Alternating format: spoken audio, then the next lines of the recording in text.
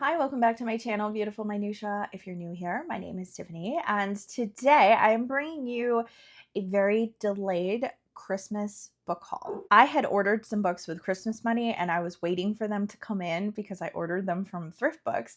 And so that's kind of why this is delayed because I have some books that I was waiting for before I went ahead and filmed this haul. But I do have books here that people sent me as gifts, and then books that I purchased with Christmas money. And then I also have some bookish gifts as well. Starting off with the books that were gifted to me. Actually, one of these was not a Christmas gift, but I'm going to include it just because I got it, I think, in November or the beginning of December from Dia. She sent me two books. So the first one she sent me is Humiliated and Insulted by Dostoevsky. I think she ended up with an extra copy of this or something. So she so sweetly sent it on to me. I have never read this. I hadn't even heard of this, of his works. He has so many works I haven't heard of. And it's actually, quite a big book, 350 pages or so, which is lengthy for me to have not heard of it because it's not grouped in with like his major works that you normally hear of. So I'm really interested to read this. Then Dia also sent me this little, I love this, the Pushkin Press editions. This is Of Sunshine and Bedbugs by Isaac Babel, or maybe it's Babel. I don't know if it has a different pronunciation since it's Russian. But these are short stories written by Isaac Babel, who is more of a modern Russian classic author. He lived during the time of Stalin and was actually killed during one of Stalin's purges in the 1940s. So I'm really interested to read his short stories. I think these are all interconnected. I haven't really heard anyone talk about this author, but I did put this book on my wish list because it sounded so good. So I can't wait to dive in. I am so excited because Charlene sent me The Aeronaut's Windlass by Jim Butcher. I haven't read anything by Jim Butcher yet, but I've heard such good things about this book, and book 2 just recently came out. And Charlene was rereading this book, and I'm like, oh, I really want to read that. I really want to read that. And she sent it to me for Christmas. So I'm so excited. This is a fantasy book, and I'm pretty sure it has to do with like a fantastical ship. And that's really all I know about it. I feel like someone said that there's like a talking cat in this. Maybe there's not. Maybe I'm making that up. But I've heard such good things, and I'm really, really excited to read a Jim Butcher and to own this so I can get to it. Victoria from the Musical Bookworm so sweetly sent me Elantris by Brandon Sanderson. This is Brandon Sanderson's first published novel, and I haven't read it. Can you believe it? With all the Sanderson that I have read, I have not read Elantris. I've had a couple people tell me that this is actually one of their favorite Sandersons because they really like the political and religious tones in it and really like the magic system. As far as I know, Sanderson, I think, is actually planning to expand this and write additional books and turn it into a series. It is currently a standalone, and I've heard a lot of people say it probably doesn't need to be expanded on. The same thing's true of Warbreaker. I think he's expanding Warbreaker into a series as well. But anyways, I am really excited to own this and read this. I need a little Sanderson break after reading so much Stormlight Archive and all the Mistborn books last year, so I probably won't get to this in 2025, but it's on my shelf so I can get to it whenever I want and whenever I'm in the mood. For my book club in December, we did a book swap, which was really, really fun. So we did it kind of in the style of a blind date with a book. So we each wrapped our books and then put like some keywords on the front. So you might have seen my post on Instagram of like the description of my book. And what we did is we played it kind of like Dirty Santa, White Elephant style, where we'd swap the books and all of that. And then we didn't open the books until the very end when everyone had settled, and then we found out what each one was. So I chose one that my friend Jennifer brought, and it sounded very naturey, and I was like really, really excited. And when I opened it up, it is actually a collection of wilderness essays by John Muir. I might actually be pronouncing his last name wrong. I don't know how to pronounce it. It's one of those things that I see all the time, but I don't hear people say very often. So forgive my pronunciation. Should have looked that up before I started filming this, but I didn't. Anyways, I'm really excited because this was one of Jennifer's favorite books that she read in 2023, and it was one that I actually had on my Amazon wish list because I'm like, I really want to read this because she's talking about just how beautiful it was, and it's just like, I love too like The end papers are really pretty. I love the cover. Like, I love this edition, so I'm super excited this is the book that I ended up with. Okay, so let's talk about the books that I purchased with my Christmas money, or actually one of these my husband purchased, but I still want to share it because I think that many of you would be interested in it because I had never heard of this particular book. But I know a lot of you have read Spurgeon with me over the past couple of years when I've done read-alongs on my channel, and my husband purchased The Silent Shades of Sorrow with the little subtitle Healing for the Wounded by Spurgeon. I think that this is going to be like a really excellent book. Maybe it'll end up being our book this fall. I don't know. But it just sounds like really meaningful and really beautiful, especially because Spurgeon suffered so much with so many things that happened in his own life, and he definitely suffered from like really extreme clinical depression as well. So whenever Spurgeon talks about suffering or joy, it's especially poignant because it's something that he definitely experienced. So I'm really excited that my husband found this book and decided to buy it. I actually purchased 2 brand new books with Christmas money, which I never do. Like, never. I always purchase them used. But I decided to purchase Hannah Coulter by Wendell Berry. First of all, because I think I'm going to love it. Second of all, because it's on my 40 books I want to read before 40 list.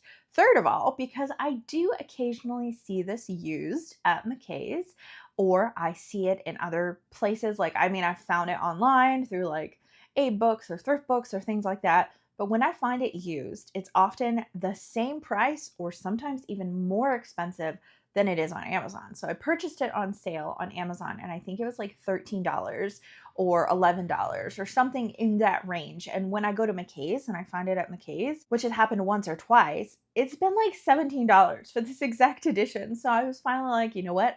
I'm going to buy it because I'm going to read it and I'm pretty sure I'm going to love it. The other brand new book that I purchased was actually my friend Christy from Christy Liz Dostoevsky in Space. It was her favorite book of the year last year. One of her favorites. I think it was her absolute favorite. I'm trying to remember. Anyway, that is Patriot by Alexei Navalny. This is a memoir written by, I think he was a journalist in Russia. And he spoke out a lot about Putin and was imprisoned for that and wrote this memoir while he was in prison. And he has since been killed by the regime in Russia. So I am like really fascinated by this. Christy said it's gripping, it's moving, it's funny at times. There's like so much in it that's so good. And also all the proceeds of this book go towards his family to help them because he left behind a wife and children. So super excited to read this book, and I'm so glad that I own it. The last couple of books are ones that I did buy from Thrift Books online. They're the ones I was waiting on.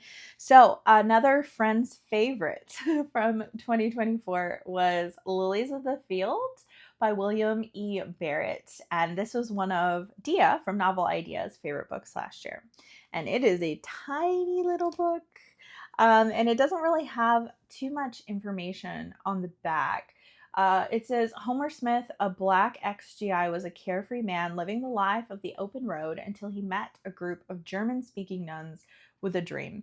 So I knew that it had something to do with him going on this road trip and then him encountering like these nuns at a convent or a mission or whatever, and then he helps them build something. And that's pretty much all I knew about it. So the back really didn't give me any more information, but she absolutely loved this book and I'm so excited to read it. I also purchased a nonfiction that has been highly recommended to me by several people from my homeschool group, and that's Age of Opportunity by Paul David Tripp. I've heard lots of great things about Paul David Tripp's writing in general, but I've not yet read anything by him. But this book is specifically about parenting teenagers. And if you're a parent in general, you hear all the time people say, oh, wait till this or wait till that, with like so much negativity. And I don't know if I've ever heard any more negativity about any other age than teenagers. So often people are like, oh, wait till they're a teenager, then everything's going to change and everything's going to suck and it's going to be awful. And I hate that mentality so much. And so this book is like, it's not like, it's an age of opportunity. There's still so much parenting to be done and it has so much more positivity. So I really wanted to read it. And I'm not scared of the teenage years actually, because I have several friends who have teenagers and they're like, the teenage years are great. They're awesome. Don't be scared. And I'm not scared, but I just wanted to read a book that was about parenting, the age group that we are coming into with our parenting, with positivity, not a whole bunch of like scare tactics or negativity. And lastly, I guess this is kind of a little bit more lackluster of a book, even for me, because I've read this book before, but I don't own it. And I own every other book in the series. And I needed like just a couple more dollars to hit free shipping on Thrift Books. I'm like, I don't want to pay for shipping. I'd rather pay for another book. It ends up being the same price and I get a book instead. So anyways, I got In Myrtle Peril. This is book 4 of the Myrtle Hardcastle series, which is a really fun middle grade mystery set, I think, during like Victorian-ish time period, probably towards the end of the Victorian time period, like turn of the century kind of time period. And this young girl is the daughter of a prosecutor, and as such, she kind of has an unhealthy fascination surrounding murder and poison and things like that. It kind of feels like a younger version of like Flavia de Luce, but I like it better than Flavia de Luce. And I have really enjoyed every single book that I've read in this series. And I owned books 1, 2, 3, and 5, but not book 4. So now I own book 4. I have just a couple of other things that I wanted to share with you that were gifted to me, and they're bookish, so I wanted to include them. So my mother-in-law sent me all these bookmarks, like this, like I think it's 3D printed, like this thing that holds bookmarks. It looks like a book. So I wanted to show you some of the bookmarks that are in here. This one actually might be my favorite. It's got a whole bunch of dogs. I don't know if you can see. It feels like that's not focusing. Anyways, it's got all kinds of cute little puppies on it. And then there were some really fun and unique ones. I've never seen one like this. This is like a coffee cup, and the coffee is the bookmark. And then there's one that's similar in that it's a popsicle, and the melting is the bookmark parts. She also bought me one of these like magnetic ones that has my initial on it. And it's really cool. And she also bought me this one that kind of, it like slips over the edge of the page, and it's really, really pretty. Such a great gift, because truly you can never have too many bookmarks. My friend Jennifer, who is part of my in-person book club, she made us these adorable ornaments that say like book club on it, and it has all of the books that we read together in 2024, like all their covers. And it's so beautiful. I love it so much. I kind of don't want to like pack. I could have packed it up and put it with my ornaments, and I kind of don't want to. I kind of want to like leave it in my library because I love it so much. And I love the shape of this one. Totally gives me Beauty and the Beast vibes. And lastly, another friend from my in-person book club was so sweet and purchased me something, because like my friend and I started this book club, and my friend is kind of like the organizational mind behind it, but I tend to like lead the discussions on the books. So she had purchased me this really amazing puzzle, an Oscar Wilde puzzle, and she actually has a degree in British literature. So that's something that we've like very deeply connected on, is our love for Victorian literature. And we both love Oscar Wilde. Our book club actually read The Importance of Being Earnest together this year. So she's like, oh, this is perfect. So it's got a puzzle with all kinds of things in it.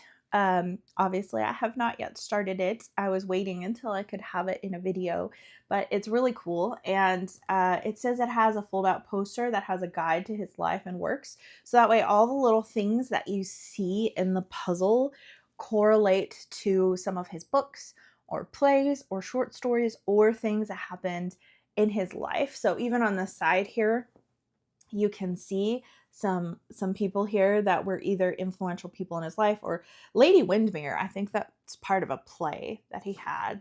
And like, you know, this one, we've got Dorian Gray here. So all of these things are like hidden within this puzzle.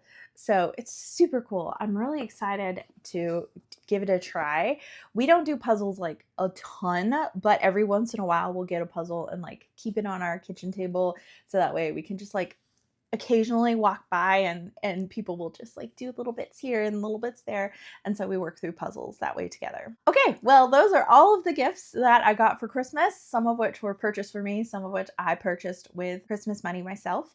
But I just wanted to say thank you to everyone who sent me something. And there are people who sent me gifts that were not bookish, so they're not included in here because I figured this is a booktube channel. You're most interested in what I got surrounding books, but I had such a lovely Christmas season, and it's so wonderful and so special when any of you send me gifts, because I don't expect that at all. And it's just so kind to know that during the Christmas season that some of you are thinking of me and being so generous and so thoughtful. So thank you to anyone who sent me any gifts or any like Christmas well wishes or cards or anything like that. It was just so incredibly kind of you, and I just appreciate all of you so much. I'd love to hear from you in the comments down below. Did you get any cool books for Christmas or purchase any with your own money? I'd love to know like what ones you're like the most excited about that you might have received. And if there are any of the books that I mentioned in this haul that you are really interested in, either you want to share your thoughts because you read it before, or you're intrigued and you'd like to see me read it sooner rather than later, please let me know that in the comments as well. Thank you so much for watching. If you like this video, please hit like and also subscribe so you can continue to see more bookish content from me. And I will see you again next time.